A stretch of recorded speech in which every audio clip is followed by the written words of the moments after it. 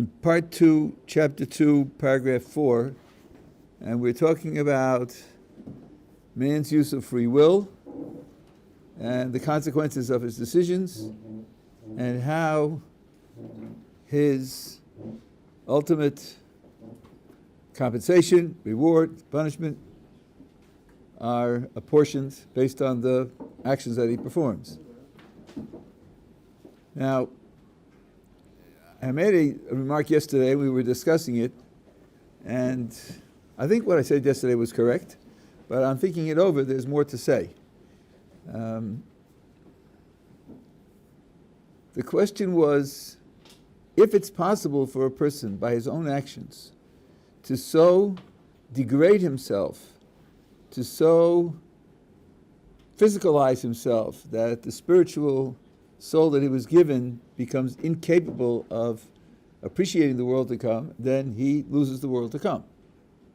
And the question was, how is that consistent with God's creation being in order to maximize the good, the benefit that he will give to his creatures? Why wouldn't it be more beneficial?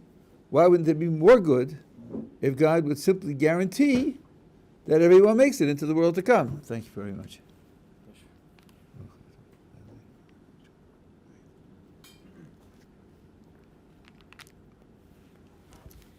So what I said yesterday is that if you are choosing between these two options, everyone making it or having some make it and some not, there's another consequence that has to be balanced against the loss of the people who don't make it, and that is that if you're going to set up the system where automatically everyone makes it, then that means that no one earns it. If no one earns it, then there's an aspect of the goodness of the world to come which is compromised. The picture of the world to come is that what you get there, you should trace back to your actions and see that your actions made you deserve it, and that's why the judgment that you should get it is the correct judgment. If you choose the option that everyone makes it into the world to come, no matter what they do, then everyone who's there will have a limit on what he can take credit for. He may be able to take credit for the particular position he is in the world to come, as he'll say in a few pages, the quality of what he gets in the world to come, but the fact that he's there rather than not there is something which was automatic and guaranteed, and therefore he can't see that as the fruit of his own action. And I said that was a loss. Now, actually, it is a loss. It was a bigger loss than I said yesterday. Those who were here when we did chapter 2, we talked about the idea which he writes in a different book of Namad Ksufa. Namad Ksufa is an Aramaic which means the bread of shame. When a person is given something that he didn't deserve, that he didn't earn, at the very least, it's less pleasurable than something that he does earn. That's the very least. And sometimes it is something which degrades him to the point where he feels that it's inconsistent with who he is, and it treats him in a way that's inappropriate. So, for example, take a person, two people who are thin and strong. One has a metabolism, he can eat anything and everything, and his metabolism burns it up. Doesn't have to exercise. There are people like that. I even have met people like that. And then there are people who are thin and strong because they carefully diet and they exercise. Now, to which one of these two people is his being thin and strong a greater pleasure, a greater satisfaction? To which one could it be a point of pride? Obviously, if it's just your metabolism and you don't do anything to accomplish it, you're just lucky. It's very peculiar to be proud of being lucky. Person who works for it, makes it happen, has a much greater satisfaction in the fact that he is thin and strong than a person who's just given to him. And now, let me push it to the secondary level. You know what a handicap race is? a race. It could be a horse race, or it could be a human race, where you would like a lot of people to participate, but some people are clearly slower runners, so they get a head start. So as to make it more equal, make the competition more equal. Now, you are in the top 10% of runners of this race. And the judges come over and say, we're giving you a 30% head start. I think you'd say, sorry, I think there's a mistake in the list because I don't need it. I'm in the top 10%. I can run from the beginning and I have a good chance of winning. Placing in the winner's circle. Maybe you got my name spelled wrong and you meant somebody else. Putting me there would be an insult. Anybody who would read that I, with my racing record, was put in the 30% head start would feel that an injustice had taken place because I don't deserve it. So being given something that you didn't earn or you don't deserve is something which gives you very little satisfaction and also is like an insult to what you are, to what you are. This is the idea of Naaman the Ksufa. Those words are excerpted from a longer statement in the Talmud Yerushalmi. Manda ochel dalav dilei bohis listakel ba'apei. Someone who eats that which is not his own is embarrassed to look the giver in the face. Because when the giver gives it to him, it's a mark of failure. Consider the following type of example. You need money for something, you don't have it, so you go to get a loan.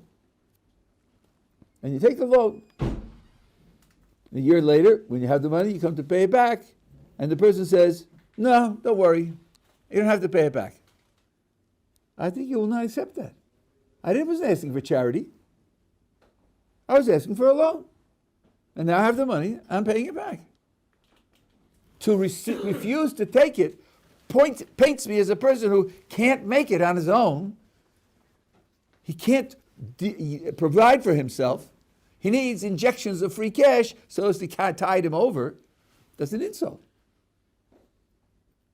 So, when we talk about a person who's in the world to come, and this aspect, this particular aspect of being there rather than not being there, isn't earned, then not only doesn't he get great satisfaction from it, but it also pains him because it's something which he could have earned, he was able to earn, and he wasn't given that opportunity. So it's the bread of shame that he's eating. So now, if I consider the two policies, the policy where, on the one hand, everybody gets in, no matter what they do, then, although everyone's included, and everyone therefore enjoys the world to come, but being there causes pain because it's a handout to a failure of a person. The alternative policy, where you can choose, and if you choose one way you get it, if you choose the other way you don't get it, that means you earned it, so then you can have the satisfaction of earning it, and you avoid the pain of being belittled and degraded by getting something for nothing. And the cost of it is that some people at the bottom of the level don't get in. And we'll see the number of people who don't get in is very, very minuscule. But I'm just pointing out that there's a loss either way. And that a critic wants to use this as an objection to the idea that God is good and God is maximizing the goodness in the world. I think it'll be hard for him to make that critique because it's very hard to weigh up which way you get more good. The question? Oh, sorry, yeah. So we would say that actually there is bread of shame in Olam Haba. Like there would be a possibility that the soul feels that she's given something which she doesn't deserve. Like also in Olam Haba there would be that possibility. No, that's my point. In other words, my point is that the way of including everybody implies that there will be bread of shame in the world to come, and that's not tolerable. But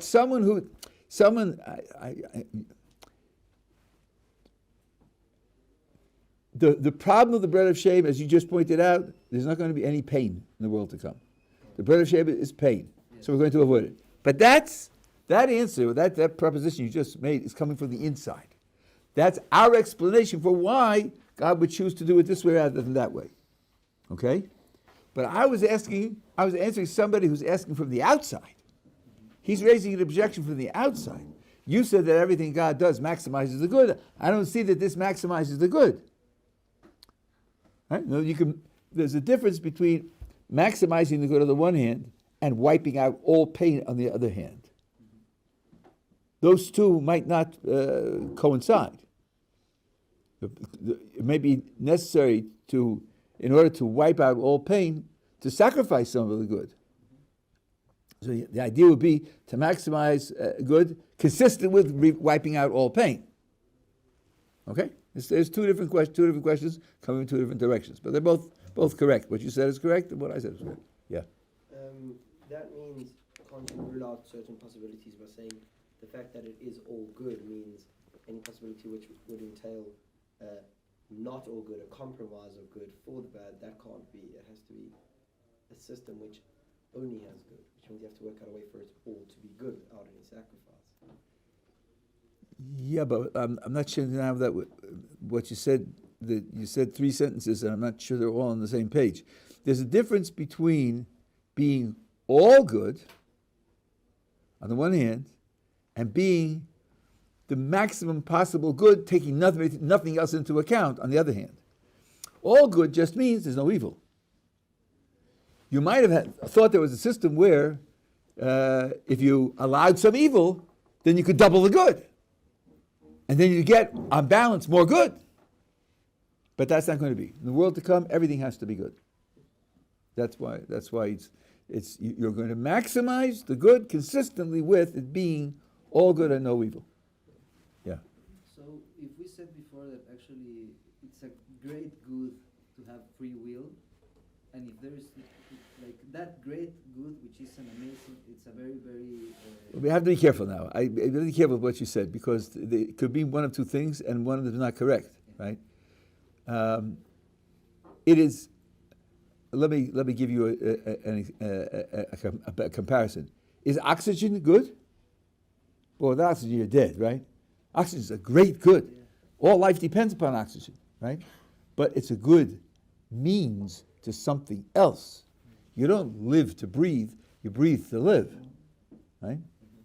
So free will is a means. It's a great good as a means to something else. It's not a good in and of itself. That's why in the world to come there's no free will. If free will were a good in and of itself, an intrinsic good, then it should be there in the world to come. It should incorporate as much intrinsic good as possible, but it isn't. It's only a means. It's only a means. Does that answer your question? Okay. Yeah. If it's a world that's completely good, does that mean morality will cease to exist? Of course. Morality governs the way in which you act, what you should and should not do, and the consequences of your actions. There's no free will, there are no actions. So we're in the world to come, there's no actions. Right. What is there to do exactly? Is there anything to do? There's nothing to do, there's what to be. In other words, things will happen to you. It's a period of reward. Reward means you're given something by God.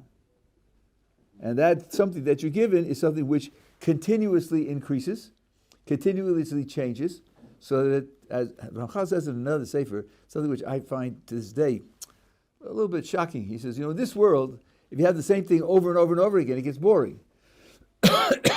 How much vanilla ice cream can you eat? If you have, from every other day, you'll have one scoop of chocolate, then you can eat a lot more vanilla, because otherwise your taste buds go numb with the same taste. It's just like in this world, a repetition of the same thing causes boredom, so it is in the next world also. When I read that, I thought, why does that have to be? Who says that the next world has to be like this world? Why not say it's just entirely different and we don't get bored? I don't know. I don't know what his general principle is, where he's coming from to say something like that, but that's what he says. So it's constantly changing. And it's not that he says it, the Talmud says it. It's based on verses. The people will go from strength to strength. That's a picture of constant transformation, not stasis. But the constant transformation is because God is feeding you something, and that's pushing you and developing you in a certain way, and that's giving you great joy, and that joy continues to increase. But not that you're doing anything. The active part of your existence is only in this world. Okay? Okay, now, we talked about, yeah, sorry. But I mean, so to some extent, actually, let's say the end of the free will is to not have free will. Okay. You reach a place where you have your reward, but no longer you have the capability to. I mean, that's the definition of a means, is it not?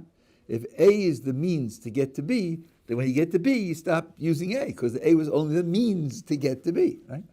The use of free will is to create in yourself, we talked about being self-creative, is to create in yourself divine characteristics, divine-like characteristics, which is the greatest good that a human being can have.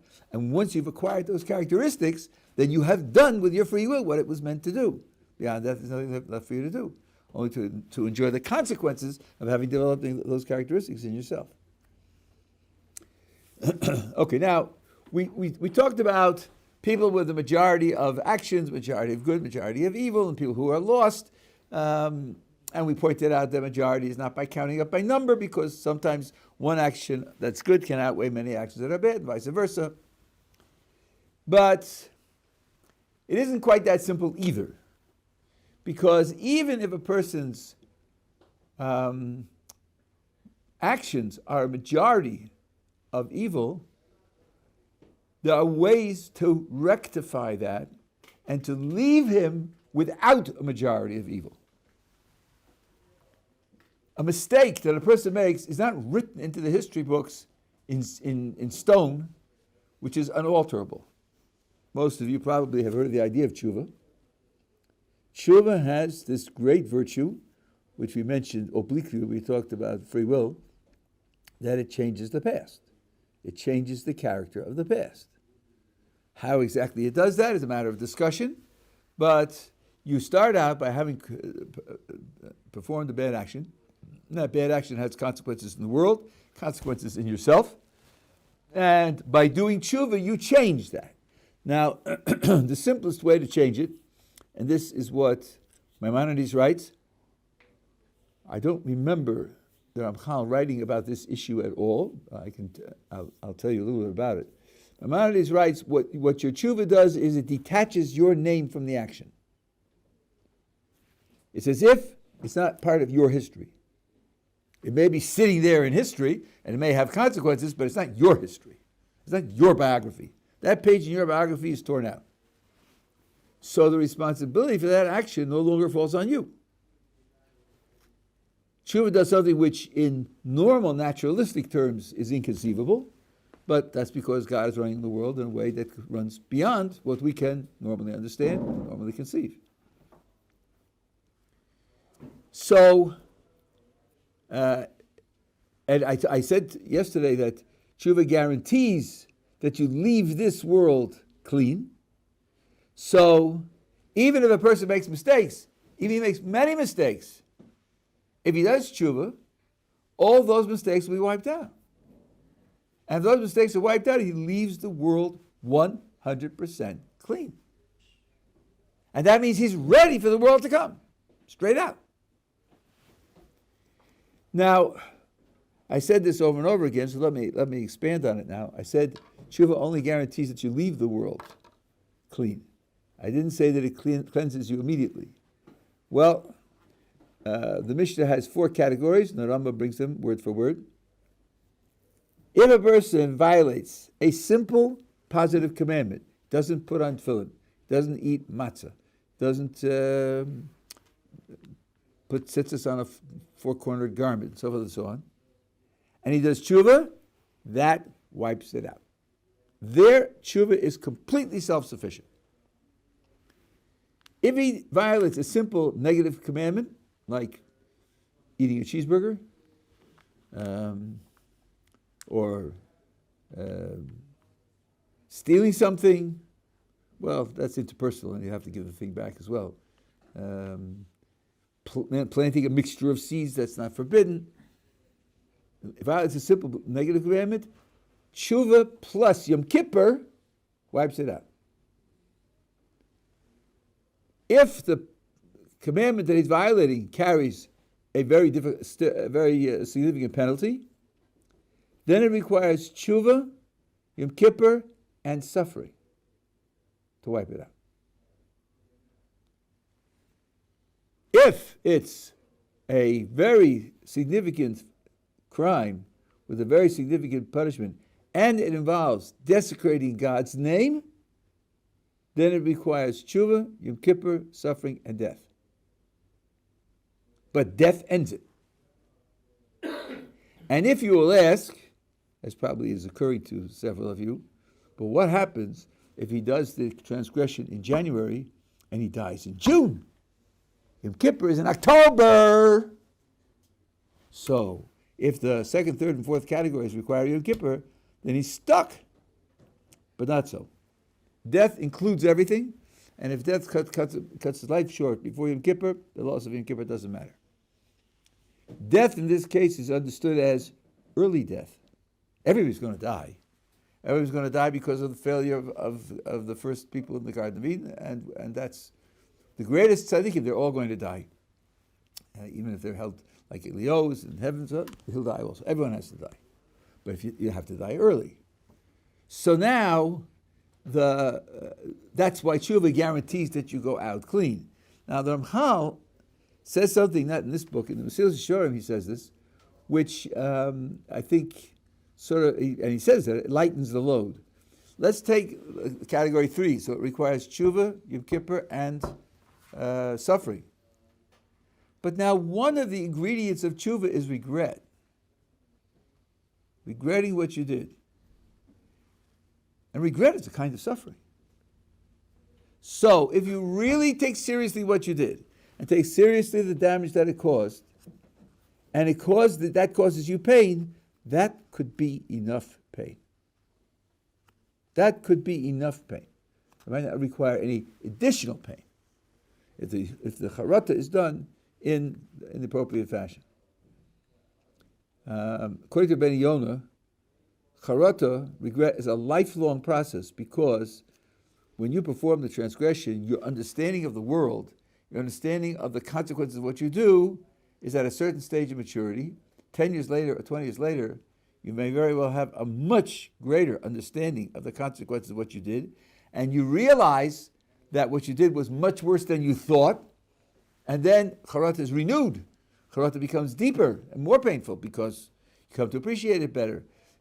Two people are in a partnership, and one guy steals money from the other one, changes the books and steals money. After 8 months, he thinks,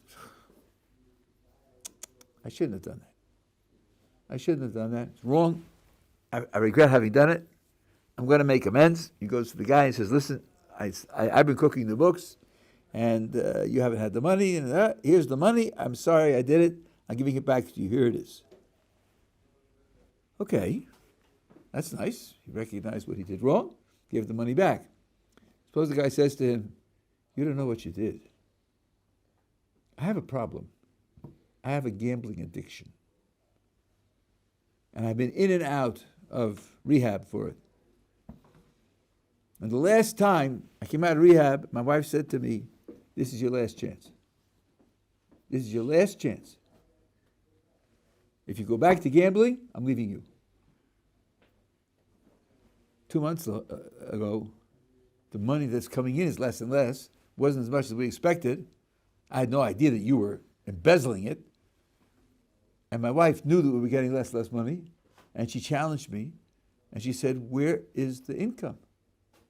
And I said to her, I don't know. That's what the books show is the income. And she didn't believe me, and she left me. So I suffered a divorce because you embezzled the money. Okay. 2 years later, the guy comes back and says, because we got divorced, the children suffered. Because the children suffered, they're having trouble in school, they're having trouble with their behavior. What are the children experimenting with drugs? What looked like a simple monetary theft now has more and more consequences. How will the embezzler feel as he observes these consequences and realizes the ramifications of what he did? Hopefully he'll feel worse and worse. So this is a case where I'm describing to you real-world consequences, which you can observe and you can evaluate. From our point of view, Everything is connected to everything else. Every action that you perform, if it's a good action, increases the divine energy flow into the world. If it's a bad action, it stops up that flow. If it stops up the flow, other people suffer from that also, and you don't know the extent to which they suffer. You don't understand what the ramifications are. The more you learn about that, the more you appreciate that, the more you take that seriously, the deeper your regret becomes.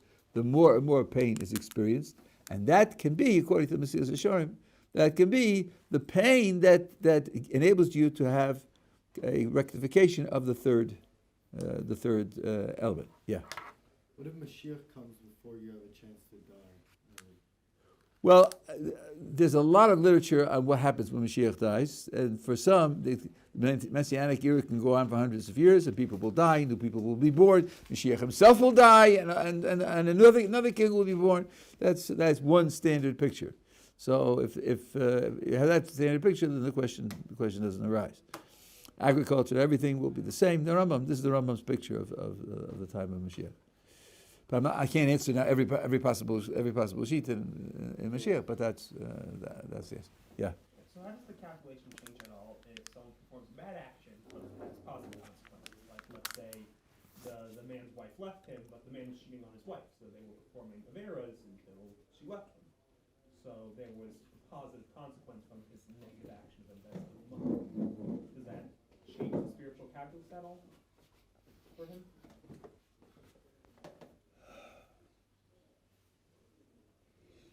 You mean that part of the consequence of his doing the wrong thing was a good consequence? Yes. Well, it doesn't change the spiritual consequence for him. What you're asking is an interesting question. It doesn't change for him because he shouldn't have done it. Even if he had known that positive consequence would have ensued, he shouldn't have done it. Because that's not the way that you achieve positive consequences. This is a little bit like the famous debate in ethics between consequentialists and deontologists, right? There's something that you just cannot do, even if the consequences will be spectacular. You can't kill one person to take his organs to save the lives of 5 deathly ill people. You can't do that. It's wonderful to save 5, and losing 1 and saving 5 is a net gain of 4. That's right, but you can't do it. So here, what he would have to say is that those good consequences is something which God didn't want to happen through this action, because he didn't want this action to take place. And God is not out of means. If he wanted those consequences to take place, they would arrange them to take place in another way. Here's just a piece of logic to keep in mind. We often make the following slip in logic. We say, well, if A caused B, then without A, B wouldn't have happened.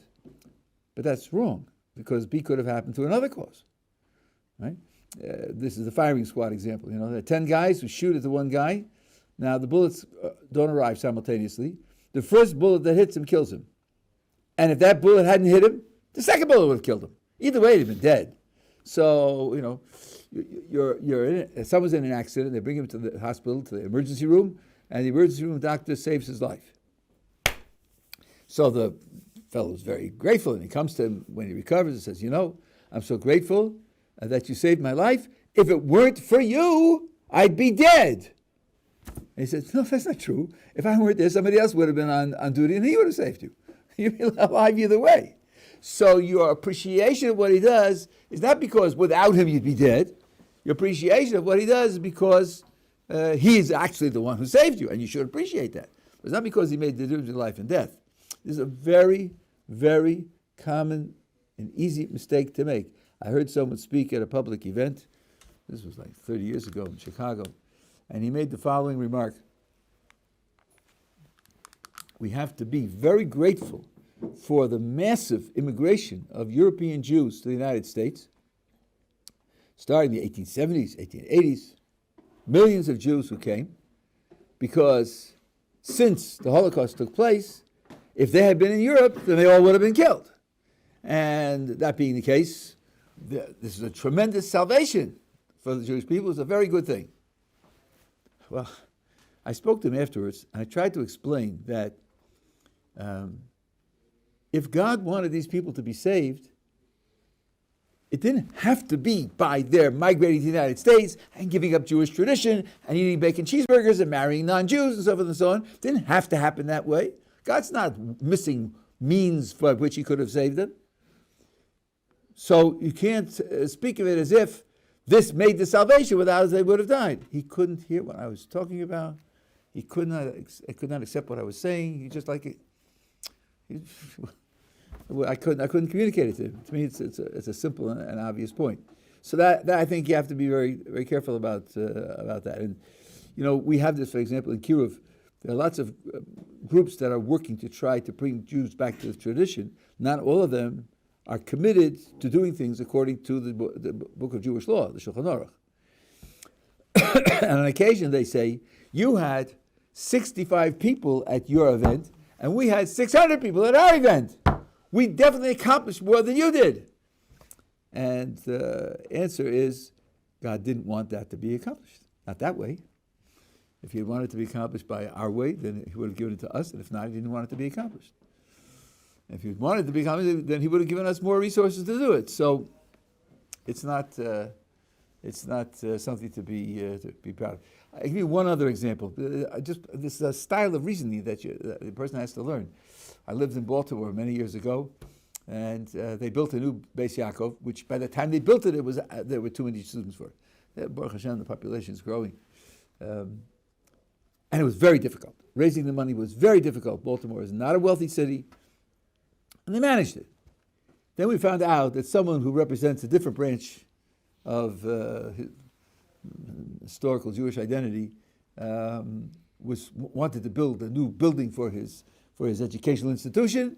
And he went to one person, and that person gave him several $1 million, and he had it in one shot, easy, right away.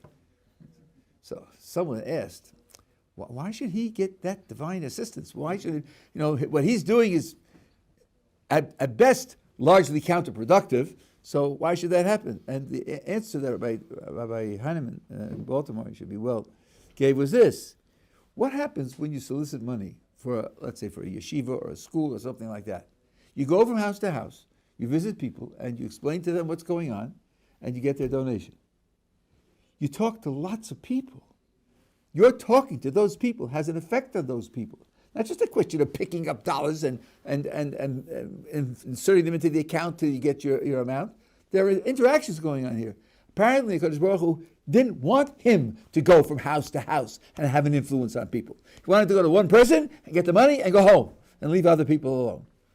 And that's an entirely different way of looking at what God wants from the interactions that are taking place. So once you know that there are these kinds of variables in the picture, you're more cautious in trying to assess what the right thing is. Yeah. I have two questions focusing specifically on the Hafrata, on the regret aspect. To Josh's question, if a positive consequence results, how does that play out into the Hafrata mindset? Because you can't regret that all these bad things happen, and it's almost impossible to develop Hafrata deeply when there's only positive and continuously positive benefits. And number two is, it sounds like very much a teshuva miyira, teshuva from a fear approach. And I believe that the Kesef Mishnah and the Rambam says like teshuva ma'ava is the strongest and ideal level of teshuva. So how does that interplay with this? Okay. I'm surprised you said what you said at the end, because the Rambam does not mention teshuva me'ahava. Yeah. He talks about Avas Hashem in Perek Yud of Hilchos Teshuva, that he does. But the Gemara in Yuma, which distinguishes between teshuva done out of love of God versus teshuva done out of awe and fear of God, the Rambam does not bring that distinction at all. Nowhere. And I believe I have an explanation for why that is. I haven't seen people ask the question. Even the Frankel Rambam doesn't ask the question. But I think I have an answer to why he does that. Because, as I said before, and this he does bring, what the tshuva does is it wipes your name off the event. And you can't have it both ways. It can't be your name is no longer attached to the event, and also you get credit for the event because you did tshuva out of love. Those two things are not consistent. So the Rambam has to read that as what we call a machlokes hasugis, a disagreement between two statements in the Talmud, and he chose this one over that one. That, I believe, is the correct shot in the Rambam. Why he chose this one over that one, I can't explain, but that I think is the correct shot of why he doesn't bring it. Not in the Perish Mishnayos, and not in Hilchos Teshuva. He doesn't mention it. Now, what was the first thing that you said? Yeah, it is inconceivable that a wrong action should have no bad consequences? I said before, it stops up the flow of divine energy. It slows down God's positive investment in the world so the world can develop. That's an automatic consequence. That always happens. Whether you see it with your eyes or you learn it from the Sfarim, and that's what I meant before, that it may take you 10 or 20 or 30 years to appreciate the consequences of what you do. There's no such thing as a bad action that has no bad consequences. Of course, he can't regret the good consequences that took place as events. He can't say, I wish they didn't happen. But he can say, I wish they hadn't happened through my action, because that's not the ideal way for them to have happened. As it is, the Kodesh Baruch Hu hung them on my action. And by the way, the statement of the Talmud has exceptions, and you're right to talk in terms of exceptions. We say megaglin susai de zakai, megaglin chovai de chayiv. The general, a person who does a good action, that will generate good consequences, and a person who does a bad action will generate bad consequences. But you can't use that as a general rule. I heard from Rabbi Yeshivat many years ago. We don't judge an action by its consequences. We don't judge an action by its consequences. We judge an action by what it says in the rule book. And if it violates the rule in the rule book, even though it may have very good consequences, we don't judge it that way. That's Vatetze Leah. That was his example. When Chazal say, Yatzanis Bas Yatzanis, you know what I'm talking about. So we don't do that. Okay, now the question is this. This is, I think, a very difficult. I struggled with this question for many years, and I'm not sure that my answer is completely adequate. Well, how does suffering help? How does suffering help?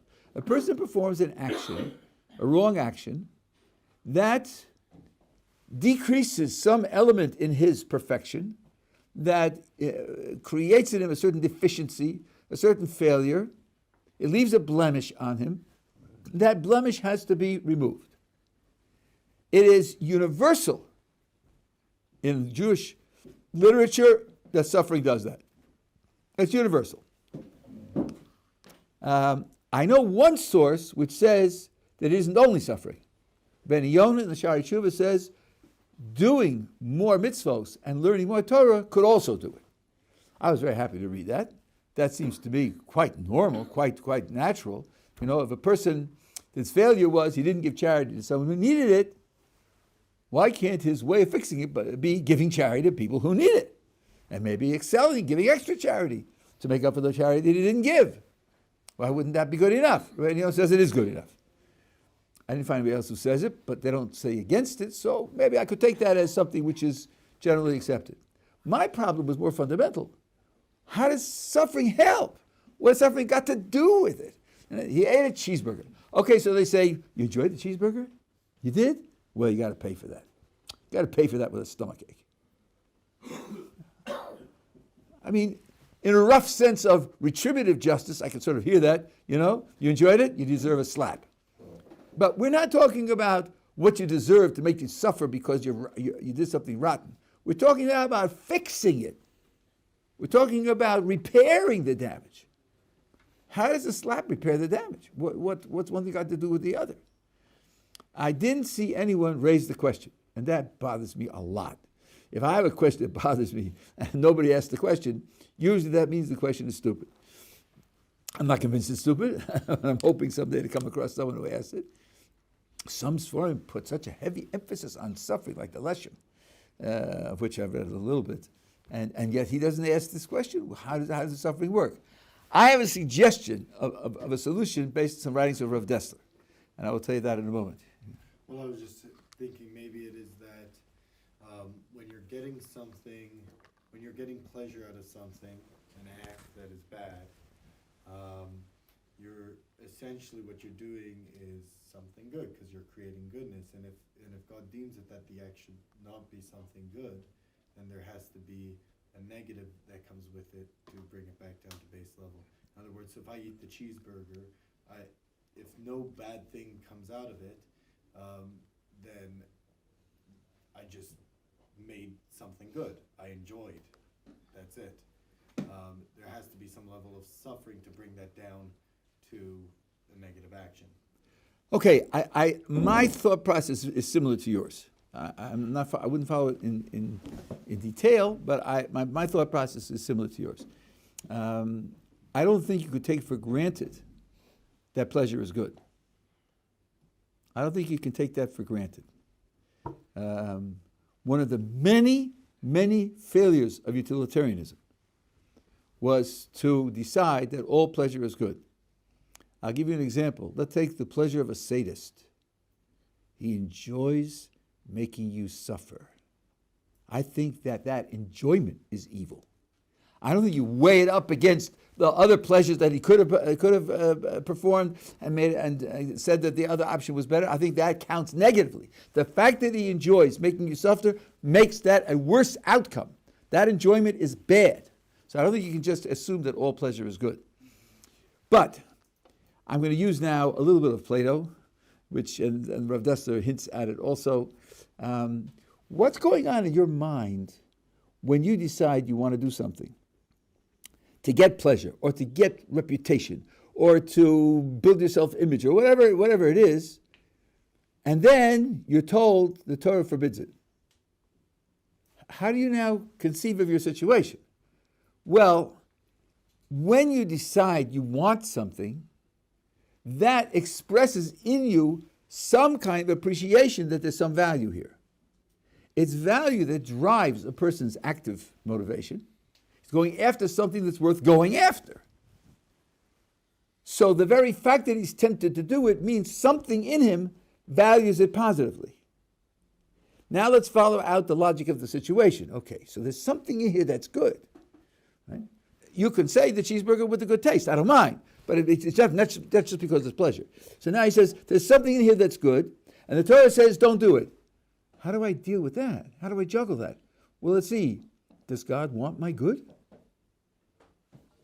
If this has something good in it, and God says no, it sounds like God's not completely committed to my having what's good.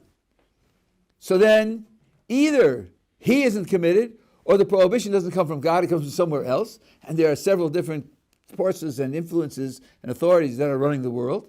You're flirting with polytheism. You're flirting with the picture that God is not all good and not interested in your good.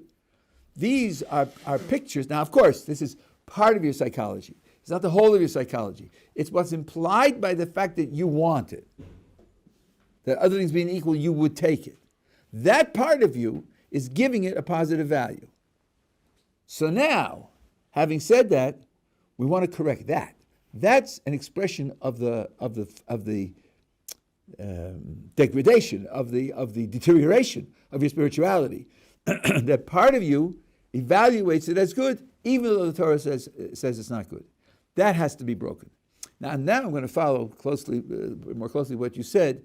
When you do it and you get the value that you wanted out of it, and then it leads you to something that's terrible, that can lead you to regret having done it. And it can lead you to think that my attraction to that value was a mistake. So let's take, for example, a child who eats too much candy and gets a stomachache. How does he feel about candy next time? Not so much next time. Not so much. The stomachache was terrible. It tastes good? Yeah, but it's not good. If it brings you to the stomachache, it's not good. That it repairs that part of him which desired it and thereby created in his mind a positive value for it, and then weakens his understanding that God and only God is what is interested in his ultimate good, his maximum good.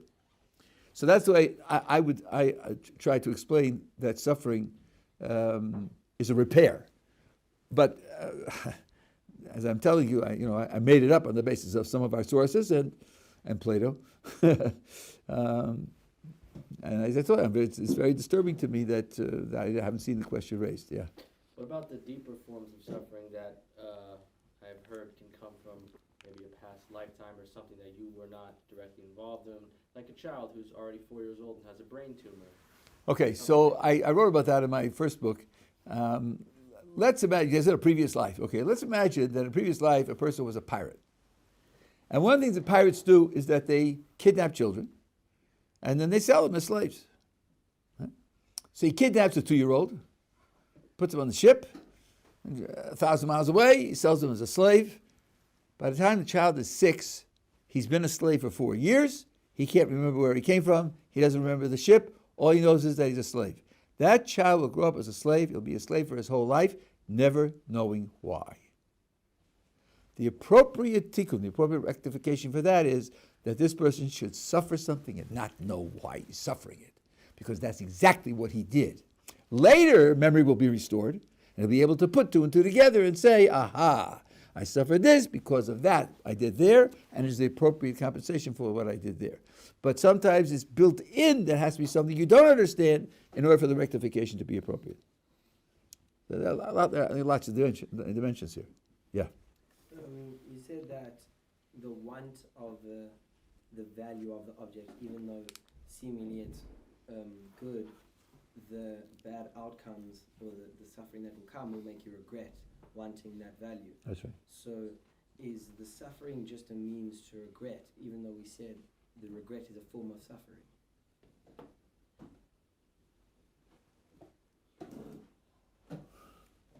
Let's see now.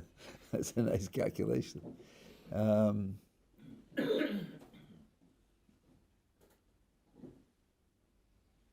I think what you have to say is that the rectification comes from the total. Consider a case where he knows what he did is wrong and he's already regretting it. So there, the pain is also necessary. And when I say there's part of him that values it, I'm not talking about his intellectual part.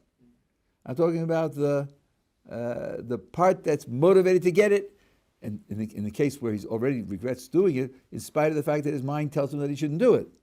Right? Even so, he has to detach the value from the thing, which is implied by his motivation. I guess maybe this applies to addictions. Now, I guess I think that, if I'm not mistaken, some addictions can be overcome, and some addictions can't be overcome. But imagine a person who overcomes an addiction. While he's working on overcoming the addiction, some of his actions are out of control. And those actions are giving a value to the thing in terms of his own psychology, even though his mind is telling him that it's terrible. You have to break that implied valuation, and that's broken for him by the pain of regret. The person is not yet up to regret because he doesn't realize that what he did was wrong, needs to be jolted into the point where he's up to regret, but then the pain of regret will add to it and help repair. So it'll be the sum total. It was a nice question. Okay.